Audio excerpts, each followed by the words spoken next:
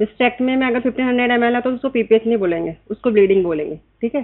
PPH word सिर्फ आपको delivery के लिए वर्ड यूज किया जाता है। Antepartum haemorrhage, intrapartum haemorrhage, postpartum haemorrhage. Antepartum मतलब है कि एंटीनेटल पीरियड के टाइम पे, इंट्रापार्टम हेमरेज मतलब कि बिफोर बेबी के जस्ट बिफोर डिलीवरी के पहले, और पोस्टपार्टम हेमरेज है कि आफ्टर डिलीवरी ऑफ बेबी, चाहे प्लेसेंटा रिमूव हुआ हो या नहीं हुआ हो, उसके बाद जब भी पीपीएच होगा उसको अपन लोग पोस्टपार्टम हेमरेज बोलेंगे। अगर नॉर्मल डिलीवरी है तो 500 ml ब्लड लॉस होगा, अगर सिजेरियन सेक्शन है तो 1000 ml ब्लड लॉस होगा तो उसको।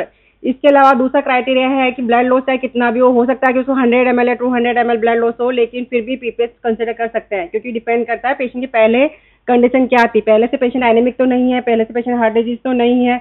अगर पेशेंट के वाइटल्स डिटोरेट हो रहे हैं, हीमोटोक्रिट वैल्यूज चेंज हो रही है, टेकिकार्डिया हो रहा है, पल्स का मतलब टेकिकार्डिया हो रहा है, बीपी फॉल हो रहा है, इसका मतलब भी है कि पेशेंट को पीपीएच हो सकता है। तो पीपीएच की दो डेफिनेशन है, एक तो ब्लड लॉस है और दूसरा अपना क्लिनिकली अमाउंट जो ब्लड लॉस होता है और उससे पेशेंट को जो एडवर्स इफेक्ट है, मतलब पेशेंट को हेमरेज कितना उस पर डिपेंड कर रहा है कि पेशेंट के वाइटल्स कितने चेंजेस हो रहा है।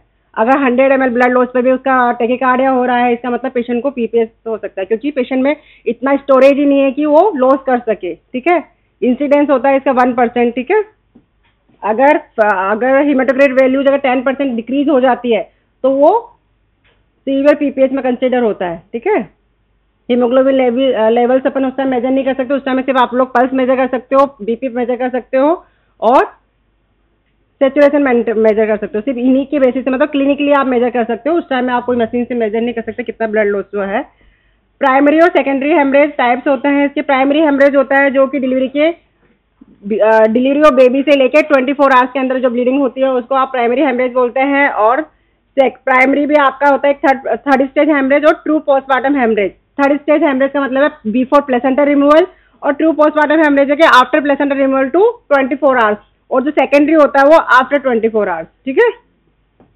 सेकेंडरी वाला है आफ्टर, उसको डिलेड भी बोलते हैं, लेट पोस्टमार्टम हेमरेज भी बोल सकते हैं। 24 hours to up to 6 weeks तक, जब तक कि अपना नॉर्मल परफ्यूरियम पीरियड होता है वो 6 वीक्स तक होता है। थर्ड स्टेज हेमरेज, एक थर्ड स्टेज हेमरेज होता है। जो थर्ड स्टेज हेमरेज होता है वो आपका expression of before expression of placenta होता है। इसका मतलब अभी तो अपना प्लेसेंटा एक्सपेल आउट नहीं हुआ, उससे पहले मतलब डिलीवरी ऑफ बेबी और डिलीवरी ऑफ प्लेसेंटा के बीच के अंदर आपका जो ब्लीडिंग होती है उसको थर्ड स्टेज बोलते हैं।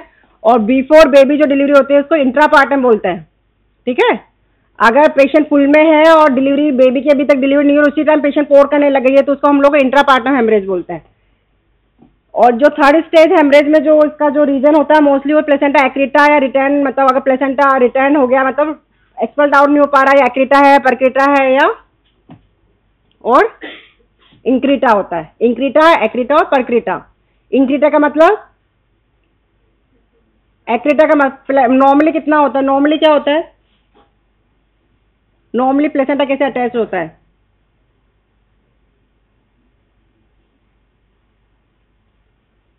डेसिडुआ प्लेसेंटा जो अटैच होता है, जो जिसे एंडोमेट्रियम अपन डेसिडुआ बोलते हैं। डेसिडुआ और उसके बीच में बेसिली एक मेम्ब्रेन होती है, उसमें नीटाबुक्स लेयर होती है। अगर नीटाबुक्स लेयर एब्सेंट होती है तो वो एक्रीटा, इंक्रीटा, परक्रीटा में चेंजेस होता है। अगर एक्रीटा बोलते हैं सिर्फ वो एंडोमेट्रियम से अटैच, सिर्फ मायोमेट्रियम की सुपरफिशियल लेयर पर अटैच होता है तो उसको एक्रीटा बोलते हैं। वो आपका इजीली फिर भी सेपरेबल है अगर अपन लोग प्लेन बना के या कोशिश करते हैं। इंक्रीटा का मतलब होता है कि मायोमेट्रियम के मोर देन हाफ, मतलब 50% से भी ज्यादा मायोमेट्रियम में इन्वेट कर रहा है, तो उसको अपन बोलेंगे इंक्रीटा। और उसके बाद परक्रीटा बोलते हैं जब वो सिरोसा तक कवर कर जाता है, अगर वो ब्लैडर को भी इन्वेट कर सकता है उसको परक्रीटा बोलते हैं, ठीक है। इसके अलावा जो आपका ट्रू वाला होता है वो आफ्टर एक्सप्रेशन ऑफ प्लेसेंटा को बोलते हैं पोस्टमार्टम, ट्रू पोस्टमार्टम हेमरेज। और जो मोस्टली जो प्राइमरी पोस्टमार्टम हेमरेज है, ट्रू और थर्ड स्टेज ऑफ हेमरेज है, उसका मोस्ट कॉमन कॉज होता है एटोनिक पीपीएच। इसके अलावा ट्रोमेटिक भी हो सकता है और मिक्स भी हो सकता है, दोनों का एटेनिक और प्लस ट्रोमेटिक एंड कोगुलोपैथी भी हो सकता है। मोस्ट कॉमन को जो अपना होता है मोस्टली एटोनिक होता है, ट्रोमेटिक बहुत कम होता है। एटोनिक पीपीएच मोस्टली जो पीपीएच जितना होता है उसका 80% चांसेज होता है पीपीएच में। एटोनिक पीपीएच रीजन होता है पीपीएच का एटोनिक होता है। और इसके जो रीजन्स होते हैं वो क्या होता है, faulty retraction of the uterus. Uterus अच्छे से रिट्रैक्ट नहीं हो पाता, उसकी मसल्स रिट्रैक्ट नहीं हो पाती है, रिट्रैक्ट नहीं होगा तो उसकी ब्लड वेसल्स ओक्लूड नहीं होगी, क्योंकि इसमें क्या होती है वेसल्स क्रिस क्रॉस पैटर्न में ओक्लूड होती है, क्योंकि परपेंडिकुलर होती है उसकी वेसल्स से। तो अगर वो रिट्रैक्ट नहीं होगी तो वेसल्स कॉन्ट्रैक्ट नहीं होगी, इसलिए पीपीएच होता है। तो इसका मोस्टली जो रीजन होता है faulty retraction of placenta. Atonic PPH के रीजन क्या होता है, जिसमें यूट्रस डिस्टेंडेड होगा या कोई भी मालफॉर्मेशन होगा, जैसे ग्रांड मल्टीपेरा जिसमें यूट्रस रिलैक्स भी रहता है और बड़ा साइज भी होती है, इसलिए उसमें रिट्रैक्शन पावर कम हो जाती है। ओवर डिस्टेंडेड ऑफ यूट्रस हो सकता है, मल्टीपल प्रेगनेंसीज में हो सकता है, पॉलीहाइड्रोनोज में हो सकता है, बिग बेबीज में हो सकता है, anaemia, malnutrition of patient, prolonged labour में एग्जॉस्ट ऑफ आपका यूट्रस का सारे रिसेप्टर्स एग्जॉस्ट हो चुके होते हैं। एनेस्थीसिया, अगर पेशेंट को कोई हमने एपिड्यूरल एनेस्थीसिया दिया है, कुछ भी अगर हेलोथेन ईथर या जनरल एनेस्थीसिया, अगर स्पेशली अगर जो पीपीएच होता है वो जनरल एनेस्थीसिया में होता है। क्यों? जनरल एनेस्थीसिया की ड्रग्स क्या करती है, मसल्स को रिलैक्स करती है। Causes of atonic PPH, prolonged labour, anaesthesia, uterine fibroid, precipitated labour, क्योंकि तुम्हें समझाने का कोई मतलब नहीं, इसलिए मैं भी रीड करके चल जाती हूँ क्लास, ठीक है। Malformation of uterus, separate uterus, bicornuate uterus, antepartum haemorrhage और initiation and augmentation of delivery by with oxytocin. क्या रीजन है, क्या है वो मैं भी नहीं बताऊंगी तुम लोगों को, ठीक है। ट्रोमेटिक पीपीएच, क्या हुआ, किसी को ज्यादा आता है तो खड़े होकर बता दो। Traumatic PPH, cervical lacerations, vaginal lacerations, perineal injuries and periurethral injuries और ureteric injuries. Combination of atonic और traumatic causes of atonic PPH and traumatic PPH are combined causes of for PPH। क्योंकि अगर एटोनिक पीपीएच के साथ में, atonic of uterus के साथ में, एटोनिसिटी ऑफ यूट्रस के साथ में ट्रोमेटिक पीपीएच भी हो सकता है, क्योंकि ट्रोमा तो आपको डिलीवरी के ड्यूरेशन पे होता है, ठीक है, और एटोनिसिटी यूट्रस के कॉन्ट्रैक्शन से रिलेटेड है, उसका ट्रोमा से कोई रिलेशन नहीं है। ब्लड कोगुलेशन डिसऑर्डर्स हो सकता है, पेशेंट को ब्लड कोगुलेशन, कोई ब्लड कोगुलोपैथी हो सकती है। मोस्टली जो ब्लड कोगुलेशन डिसऑर्डर्स के जो रीजन है वो किसमें होता है, abduction placenta, jaundice, thrombocytopenia, HELLP syndrome होता है पीआईएच में, क्योंकि तुमसे पूछूंगी तो वो भी नहीं पता होगा। मोस्टली जो हम लोग पीपीएच में जो डील करते हैं, टॉन, टिश्यू, ट्रोमा और थ्रोम्बिन से डील करते हैं। एबनॉर्मलिटी जो यूट्राइन कॉन्ट्रैक्शन, आपको टॉन है वो आपकी जो कोजेस सारे में बता चुकी है, overdistended uterus, polyhydramnios, multiple pregnancies, macrosomia, big size babies, uterine muscle exhaustion, rapid labour, prolong labour and high parity of मतलब मल्टीपेरिटी, इंट्राहेमेटिक इन्फेक्शन, फीवर या प्रोलॉन्ग रप्चर ऑफ मेम्ब्रेन, या फिर anatomy distortion of uterus, fibre uterus, placenta previa और uterine anomalies.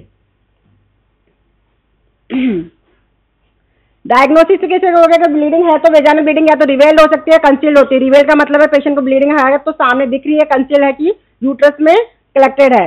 और अगर patient के BP pulse और pulse pressure में चेंजेस है तो भी पीपीएच है, और एटोनिक यूट्रस डायग्नोस करता है अपन फ्लेबी यूट्रस से। प्रिवेंशन ऑफ पीपीएच के लिए मोस्टली हम लोग सबसे पहले जो यूज करते हैं वो यूट्रोटोनिक ड्रग्स यूज करते हैं। यूट्रोटोनिक ड्रग्स में से सबसे मोस्ट कॉमन होती है ऑक्सीटोसिन ड्रग्स होती है। यूट्रोटोनिक ड्रग्स यूज करने से पीपीएच में हम लोग जो रिडक्शन कर सकते हैं, मोर देन 40% रिडक्शन कर सकते हैं।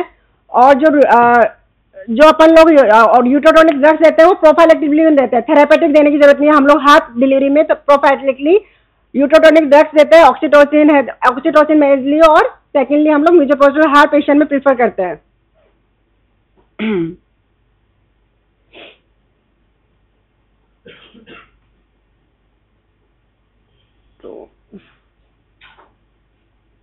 दूसरा सेकंड पॉइंट है आपका टोन, पहले है, दूसरा है टिश्यू। टिश्यू में आपका होता है mostly retained products of placenta, क्योंकि अगर प्लेसेंटा पूरा रिमूव नहीं हुआ है तो रिटेन प्रोडक्ट्स ऑफ प्लेसेंटा है, या एब्नॉर्मल प्लेसेंटा अगर एक्रिटा, प्रकिटा, या कौन सा होता है दूसरा प्लेसेंटा।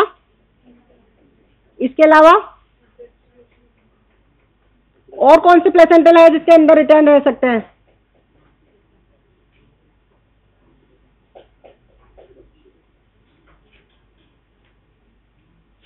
और प्लेसेंटा होता है अगर आप लोग कोर की प्लेसमेंट के लेवल की उससे डिपेंड करता है। वेलोमेंटस प्लेसेंटा होता है, बेटल डोर प्लेसेंटा होता है।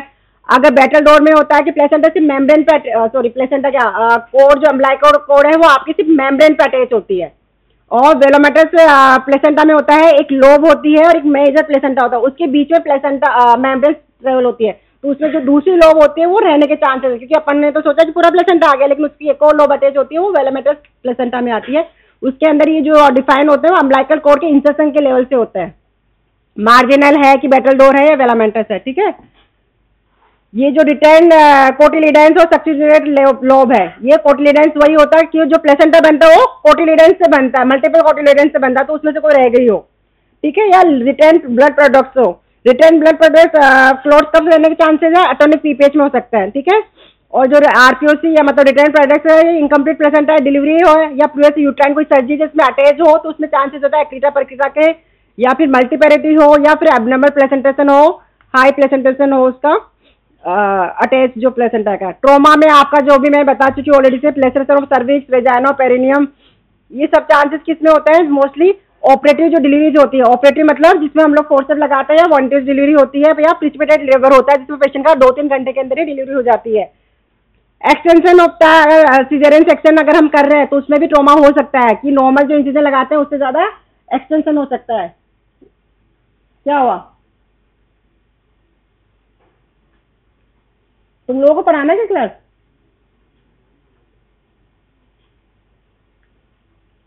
यूट्राइन रप्चर हो सकता है ड्यूरिंग नॉर्मल डिलीवरी अगर हम लोग पेशेंट का फंडल प्रेशर लगा रहे हैं, या फिर उसको यूट्रोटोनिक ड्रग्स हमने ज्यादा दे दी बिफोर डिलीवरी, तो उससे भी यूट्राइन रप्चर हो सकता है। मोस्टली ये प्रीवियस यूट्राइन सर्जरीज में हो सकता है। इसके अलावा मल्टीपेरिटी पेशेंट में भी अगर हम लोग नॉर्मल डिलीवरी में अगर हम लोग ड्रग्स ज्यादा दे रहे हैं तो भी रप्चर ऑफ यूट्रस हो सकता है। यूट्राइन इन्वर्जन हो सकता है। यूट्राइन इन्वर्जन मोस्टली कब होता है, अगर हमने प्लेसेंटा रिमूव के टाइम में फंडल प्रेशर दिया, या फिर मल्टीपेरिटी है, या फिर फंडल प्लेसेंटा का अटैचमेंट हाई फंडल लेवल पे अटैच्ड हो। मैनेजमेंट ऑफ पीपीएच इंपॉर्टेंट है क्योंकि अपन को पेशेंट सिर्फ कितना टाइम देती है। फोर्थ स्टेज ऑफ लेबर क्या होता है, फोर्थ स्टेज ऑफ लेबर क्या होता है, इसकी भी क्लासेस हो चुकी है तुम्हारी। कितनी स्टेजेस होती है लेबर की, कितनी क्लासेस स्टेजेस होती है लेबर की, कितनी स्टेजेस होती है बच्चों, कितनी स्टेजेस होती है लेबर की? कौन कौन सी होती है? फर्स्ट कौन सी होती है, सेकंड कौन सी होती है, थर्ड कौन सी होती है, फोर्थ कौन सी होती है? बोलो।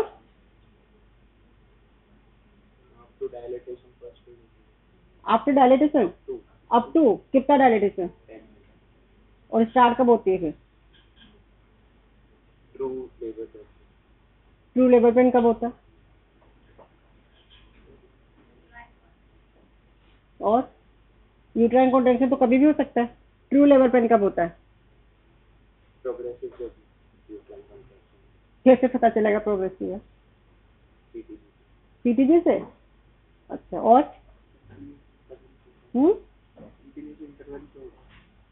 कंटिन्यूस कितने रेगुलर कितने कंटिन्यूस रेगुलर पे होगा?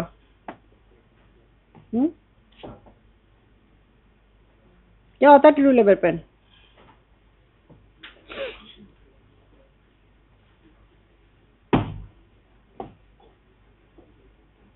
बोलो, ये भी क्लास मेरी ली है लास्ट।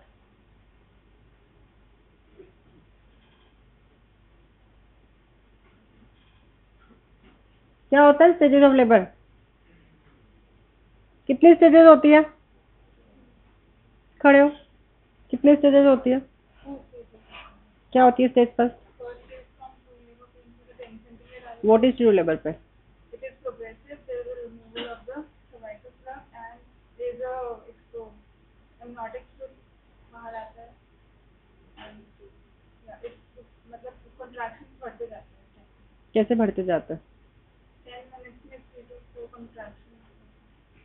फिर जब 10 centimeter agitation तक, फिर second stage from 10 centimeter agitation to release of the baby, then third stage from the release of baby to release of placenta, and then from release of placenta to the then 24 hours। क्या fourth stage?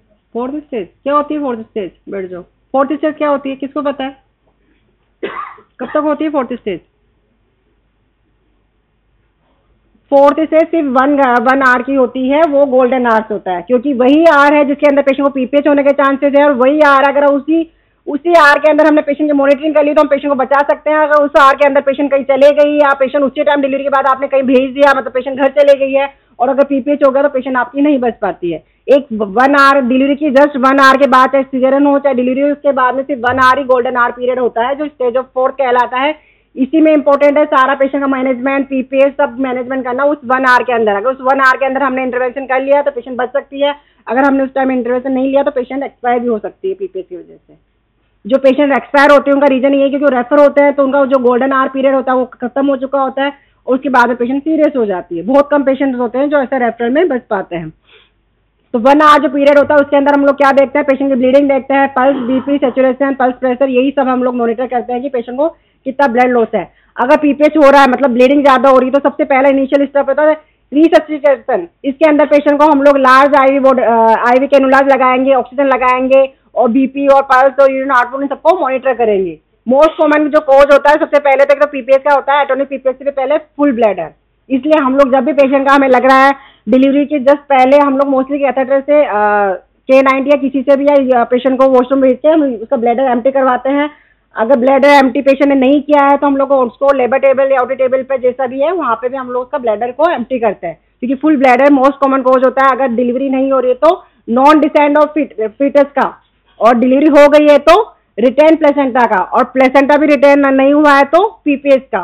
तो bladder अगर full bladder तो हर जगह patient को रुक out करता है। ठीक है, लार्ज आईवी कैनुलाज लगाएंगे, ऑक्सीजन लगाएंगे। इसके अलावा पेशेंट को बीपी, पल्स और रेस्पिरेटरी रेट काउंट करेंगे। इसके अलावा उसको कैथेटराइज करेंगे। अगर पेशेंट को पीपीएच है तो कैथेटराइज करना जरूरी है क्योंकि यूरिन आउटपुट है नहीं, क्योंकि पेशेंट जो भी पेशेंट्स को अगर सडन पीपीएच होता है वो एक्यूट रीनल फेलियर में भी जाती है।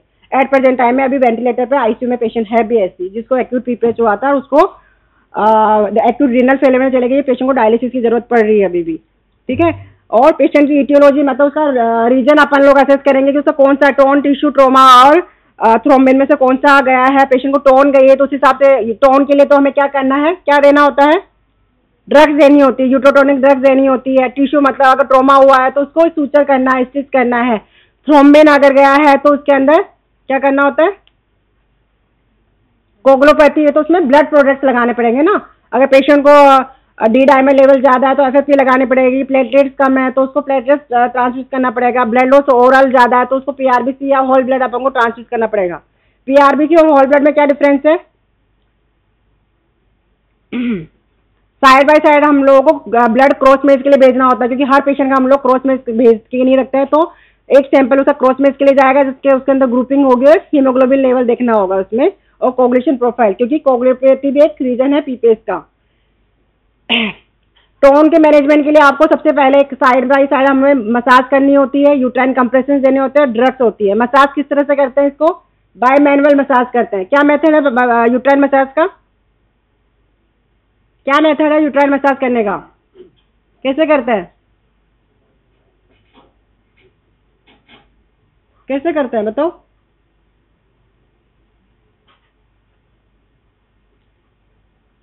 जो मसाज और कंप्रेशन होता है 3 तरह से होता है। एक फंडल मसाज होती है, एक बाय मैनुअल मसाज होती है, एक एरोटिक कंप्रेशन होता है। एरोटिक कंप्रेशन तो हम लोगों को एब्डोमेन में जो एरोटा का पल्सेशन फील करके उसको कंप्रेस करके रखना होता है, उससे क्या होता है पल्स प्रेशर कम होता है।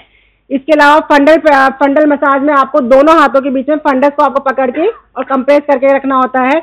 और जो बाय मैनुअल मसाज होता है उसके अंदर हमें क्या करना होता है, जो हमारे राइट हैंड है उसकी फिस्ट को एंटीरियर फोनिक्स में होना चाहिए, एंटीरियर फोनिक्स से प्रेस करना होता है। जो लेफ्ट हैंड है उससे हम लोगों को फंडल को एंटीवर्ट करके उसकी पोस्टर सरफेस को आपको प्रेस करना होता है और ऐसे दोनों को रब करना होता है। इससे क्या होगा, जो फंडल जो यूट्रस है वो दोनों हाथों के बीच में होता है। तो ये आप एंटीरियर फोनिक्स में होंगे, जो नकल्स है वो एंटीरियर फोनिक्स में होंगे। इसके अलावा यूट्रस को एंटीवर्ट करना है और उसका आपके जो 4 फिंगर्स है वो पोस्टर सरफेस ऑफ यूट्रस पे होनी चाहिए और अपना जो थंब है एंटीरियर सरफेस ऑफ यूट्रस पे होना चाहिए। उसके बाद आपको कंप्रेस करना होता है। इसको आपको बाय मैनुअल कंप्रेशन होता है। तो सबसे बेस्ट जो तरीका है, जहाँ पे कोई ड्रग्स भी अवेलेबल नहीं है, कुछ भी अवेलेबल नहीं है, वहाँ पे यूट्राइन मसाज सबसे बेस्ट मेथड है एटोनिक ऑफ यूट्रस को से जो पीपीएच है उसको प्रिवेंट करने के लिए। कंप्रेशन में आपको एरोटिक कंप्रेशन कर सकते हैं और फंडल से भी जो प्रेस करते हैं उसको भी कंप्रेशन मिलता है। इसके अलावा ड्रग्स सबसे इंपॉर्टेंट है। जो ड्रग्स है वो क्या क्या ड्रग्स होती हैं, क्या क्या ड्रग्स होती है। मोस्ट कॉमन जो ड्रग्स होती है सबसे पहले ऑक्सीटोसिन होती है, जो हम लोग 10 यूनिट आईएम भी स्टार्ट करते हैं। इसके अलावा हम लोग आईवी बोलस 5 यूनिट तक आईवी बोलस दे सकते हैं। इसके अलावा जो आरएल है उसमें हम लोग अप टू 40 यूनिट्स, वैसे तो हम लोग यूजुअली 20 यूनिट्स 500 आरएल में ही इन्फ्यूज करते हैं, लेकिन अगर सीवियर पीपीएच है तो 40 यूनिट्स सिंटो इन 500 RL में भी इन्फ्यूज कर सकते हैं। इसका मोस्टली कोई साइड इफेक्ट नहीं होता है। पेनफुल कॉन्ट्रेक्शन हो सकते हैं। अगर पेशेंट को हाई डोज में दिया जाता है तो थोड़ा सा नोजिया वोमिटिंग हो सकता है, क्योंकि ये वाटर इंटॉक्सिकेशन करता है और कॉन्ट्राइंडिकेशन में इसमें हाइपर सेंसिटिव ड्रग होती है। दूसरी ड्रग है मेथाइल आर्गोमेट्रिन। इसका है मिथार्जिन, जो हम लोग ड्रग यूज करते हैं, वो 0.25 मिलीग्राम का इंजेक्शन होता है। उसको हम लोग IM और IV दोनों यूज कर सकते हैं और उसको एवरी 5 मिनट्स में हम रिपीट कर सकते हैं और मैक्सिमम 5 डोजेस के लिए रिपीट कर सकते हैं, मतलब कि टोटल 1 ग्राम हम लोग उसको दे सकते हैं। इसका जो साइड इफेक्ट है पेरिफेरल वेसोस्पाज्म करती है, इसलिए हम इसको हाइपरटेंसिव पेशेंट्स में नहीं देते हैं, क्योंकि वेसोस्पाज्म करेगी तो BP इंक्रीज करेगी। हाइपरटेंशन में नहीं देंगे। और इसके अलावा नोजिया वोमिटिंग भी इसके साइड इफेक्ट में है। इसके अलावा कॉन्ट्राइंडिकेशन स्पेसिफिकली है इसको हार्ट डिजीज, हाइपरटेंशन और hypersensitive to drug. Heart disease इसलिए क्योंकि ये BP इंक्रीज करती है, तो अगर उसको हार्ट डिजीज है तो वो लोड उस पर लोड मतलब एक्स्ट्रा लोड होगा तो हार्ट फेलियर में जाने के चांसेस है। और हाइपर सेंसिटिव ड्रग्स भी हो सकता है। कार्बोपोस्ट होता है जो दूसरा हम लोग यूज करते हैं, इसको 15 मेथाइल प्रोस्टाग्लैंडिन F2 अल्फा बोलते हैं। इसकी जो डोज होती है 0.25 मिलीग्राम या 250 माइक्रोग्राम, ठीक है। जो इसकी जो डोज आती है, जो अपने जो उसमें एम्पुल में लिखा होता है 250 माइक्रोग्राम की होती है। ये एवरी 15 मिनट्स में हम लोग दे सकते हैं और मैक्सिमम 8 डोजेज दे सकते हैं। इसका मतलब टोटल 2 मिलीग्राम तक हम लोग इसका दे सकते हैं। कार्बोपोस्ट जो साइड इफेक्ट्स होते हैं वो फ्लशिंग, डायरिया सबसे मोस्ट कॉमन जो होता है। तो पेशेंट को डायरिया और जो वोमिटिंग होती है वो सीवियर होती है, इसलिए हम जब पेशेंट को कार्बोपोस्ट और मिसोप्रोस्टोल देते हैं तो पेशेंट को हमें एंटीमेटिक ड्रग्स भी देनी होती है, क्योंकि मोस्ट कॉमन साइड इफेक्ट है इसका वोमिटिंग और डायरिया। ब्रोंकोस्पाज्म करता है, इसलिए हम लोग इसको अस्थमा पेशेंट्स में नहीं देते हैं। फ्लशिंग करता है, रेस्टलेसनेस करता है, ऑक्सीजन डिसैचुरेशन, मतलब अस्थमा पेशेंट में करेगा तो सिचुएशन भी कम करता है। कॉन्ट्राइंडिकेशन में इसका मोस्टली एक्टिव जो कार्डियक, पल्मोनरी और रीनल और हिपेटिक डिजीज में नहीं देते। सबसे मोस्ट कॉमन जो साइड इफेक्ट है इसका वो है अस्थमा, ब्रोंकोस्पाज्म। इसके अलावा हम कार्डियक और पल्मोनरी में कार्डियक और रीनल में फिर भी दे सकते हैं, बट अगर पेशेंट को कोई पल्मोनरी कॉम्प्लिकेशन है उसमें हम लोगों को ये अवॉइड करना होता है बिल्कुल। वेसोप्रेसिन है जो हम लोग यूज नहीं करते हैं। इसके अलावा एक नई जो ड्रग है वो कौन सी है, ऑक्सीटोसिन होता है। वो उसको कहाँ रखते हैं, कहाँ रखना होता है, फ्रीजर में रखना होता है, रेफ्रिजरेटर में रखना होता है ना इसको, ये क्योंकि हीट सेंसिटिव होता है। इसलिए जो एक नई ड्रग आई है इसमें ऐड नहीं है, वो है कार्बिटोसिन। कार्बिटोसिन जो नई ड्रग है वो रूम टेम्परेचर पे स्टेबल होती है, ठीक है। तो हम लोग जो आज के टाइम में, लेकिन उसका साइड इफेक्ट क्या है, वो बहुत कॉस्टली है। साइड इफेक्ट क्या है उसका, जो डिसएडवांटेज है वो कॉस्टली है। ऑक्सीटोसिन सस्ती होती है और जो कार्बिटोसिन है वो कॉस्टली होती है, इसलिए हर पेशेंट अफोर्ड नहीं कर सकता है। लेकिन वो उसका सबसे मेन है क्योंकि वो रूम टेम्परेचर में मेंटेन हो सकती है। और ऑक्सीटोसिन अगर आपने पेशेंट का बाहर कहीं पे भी PSC वगैरह पे जाता है, अगर बाहर पड़ी होती है तो उसकी जो उसका जो सेंसिटिविटी होती है वो खत्म हो चुकी होती है, तो उसका कोई यूज नहीं है रूम टेम्परेचर, इसलिए उसको हमेशा फ्रीज में रखना होता है। और कार्बिटोसिन जो नई ड्रग है उसको रूम टेम्परेचर पर आप रख सकते हो, लेकिन सबसे मोस्ट कॉमन साइड इफेक्ट उसका वो है कि वो कॉस्टली है। टिश्यू के लिए अगर रिटर्न प्लेसेंटा हो जाता है तो उसको मैनुअल रिमूवल प्लेसेंटा करना होता है। अगर फिर भी अगर रहता है तो हम लोग जेंटल सक्शन क्यूरेटाज कर सकते हैं। ट्रोमा में अगर है तो इन्वर्जन है तो उसको इन्वर्जन का करेक्शन करना होगा। अगर कोई लेसरेशंस है तो उसको आपको रिपेयर करना होता है। अगर रप्चर है तो फिर क्या करना होता है, अगर यूट्राइन रप्चर होता है तो लैप्रोटमी में लैंड अप होती है पेशेंट। थ्रोम्बिन है तो थ्रोम्बिन के लिए अगर आए हैं तो मोस्टली जो भी रीजन है थ्रोम्बिन कौन सा चेंजेस हो रहा है तो उस हिसाब से हम उसको ब्लड प्रोडक्ट रिप्लेस करते हैं। ब्लड प्रोडक्ट लगाने का क्या फॉर्मूला है, क्या फॉर्मूला है अगर हम लोग PPH में पेशेंट को ब्लड प्रोडक्ट लगाते हैं तो किससे लगाते हैं, क्या लगाते हैं।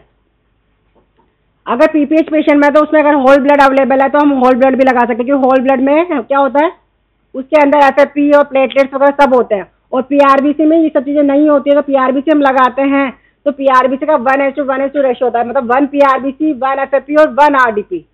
ऐसा नहीं है सिर्फ PRBC, अगर PRBC देने से आपका ब्लड लॉस कंट्रोल नहीं होगा, उसको प्लेटलेट भी चाहिए, उसको कोगुलेशन फैक्टर्स भी चाहिए। इसलिए पेशेंट को 1:1:2 रेशो में अगर मैसिव ब्लड ट्रांसफ्यूजन करना होता है तो हम 1:1:1 रेशो में हम लोग ट्रांसफ्यूज करते हैं, जिसके अंदर 1 यूनिट PRBC और 1 यूनिट FFP और 1 यूनिट आपका RDP लगता है। अभी 2 दिन पहले हमने एक केस किया था तो हमने 10 unit PRBC, 10 unit FFP, 10 RDP हमने OT की ड्यूरेशन 4 घंटे के अंदर अंदर चढ़ाया है पेशेंट को। वो पेशेंट अभी भी ICU में, ठीक है। PPH बहुत बहुत सीरियस कॉम्प्लिकेशंस में है। इसके अलावा जो अगर इंट्रैक्टेबल पीपीएच बहुत ज़्यादा पीपीएच है तो इस पीपीएच में सबसे पहला अगर जो वर्ड आता है वो हेल्प के लिए आता है। हमें कॉल करना होता है हेल्प के लिए, स्टाफ या डॉक्टर जो भी अपने पास अवेलेबल है उनके लिए हेल्प के लिए चाहिए, एनेस्थीसिया वाला चाहिए, आईसीयू क्योंकि पेशेंट वेंटिलेटर पे भी जाती है और लैब भी होनी चाहिए अवेलेबल। इसके अलावा फिर भी अगर आपको जो मसाज हो गई और अपन ने ड्रग्स दे दी उसके बाद अगर पीपीएच नहीं हुआ और ट्रोमा है उसको अपने रिपेयर कर दिया और ट्रोमा रिपेयर कर दिया और कोगुलेशन पे रहती है तो उसके लिए हम लोगों ने ब्लड प्रेशर लगा दी। इसमें भी अगर पीपीएच कंट्रोल नहीं होता तो हमें क्या करना होता है, लोकल में मैनुअल कंप्रेशन के अलावा क्या होता है, यूट्राइन पैकिंग करनी होती है। वो क्या होता है, कैसे होती है यूट्राइन पैकिंग में? हम यूट्राइन पैकिंग आती है एक जो गोल से बनी होती है, उससे भी आप यूट्रस पैक कर सकते हैं। नहीं तो बकरी बैलून मेथड आता है जिसके अंदर आपको बैलून को 500 ml तक इंसर्ट करके आपको कंप्रेशन लगेगा। इसके अलावा आजकल जो हम लोग कॉन्डम कैथेटर भी आता है उससे भी कंप्रेशन हो सकता है। इसके अलावा हम लोग कंप्रेशन सूचर्स ले सकते हैं। मैनुअल कंप्रेशन तो आपका हाथ से कंप्रेशन, इसके अलावा लेकिन ये सब प्रोसेस हम कब कर सकते हैं, पैकिंग तो हम लोग वेजाइनल डिलीवरी में भी कर सकते हैं। बट जो कंप्रेशन जो सूचर्स है जो हम लोग यूट्राइन आर्टरी लाइगेशन करते हैं या फिर एम्बुलाइजेशन करते हैं उन सब के लिए लैप्रोटमी करनी पड़ती है।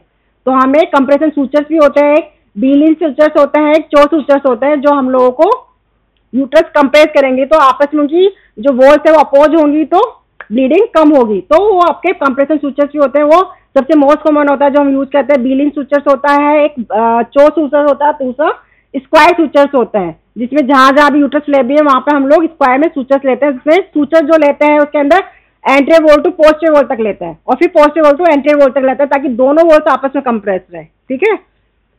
इसके अलावा फिर तीसरा ब्लड कोगुलेशन में तो आपको ब्लड प्रेशर लगाना है। इसके अलावा हमें यूट्राइन आर्टरी क्या होता है, आर्टेरियल लाइगेशन करना होता है। इसमें डीवेस्कुलाइजेशन जो वर्ड बोलते हैं उसका डीवेस्कुलाइजेशन करना है। उसमें कौन कौन सी आर्टरीज आपको लाइगेट करनी होती है?